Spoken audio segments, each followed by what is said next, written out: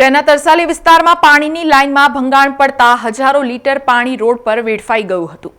કોર્પોરેશનના તત્કાલીન additional city engineer અમૃત મકવાણાની નિવૃત્તિ બાદ જાણે પાણી પુરવઠા ખાતાને કોઈની નજર લાગી હોય તેવું સ્પષ્ટ દેખાઈ રહ્યું છે।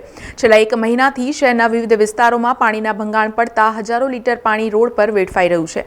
એક તરફ શહેરના કેટલાક વિસ્તારોમાં ભર શિયાળે પાણીનો કકળાટ જોવા મળી રહ્યો છે, ત્યારે બીજી તરફ પાણીની લાઇનોમાં ભંગાણ પડતા રોડ પર પાણીનો વેડફાટ થઈ રહ્યો છે। તેમ છતાં તંત્રના પેટનું પાણી હાલતું નથી।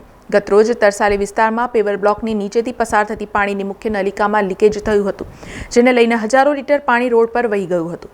પાણી રોડ પર આવતા જ વાહન ચાલકો પણ મુશ્કેલીમાં મુકાયા હતા અને ગમે ત્યારે વાહનો સ્લીપ થાય તેવો ડર વાહન ચાલકોમાં જોવા મળ્યો હતો। ત્યારે એસી ચેમ્બરમાં બેસતા અધિકારીઓ વહેલી તકે આવી જૂની લાઈનો અથવા તો જે જગ્યાએ ભંગાણ પડે છે તે લાઈનો સત્વરે સમારકામ કરે તેવી માંગ ઉઠવા પામી છે।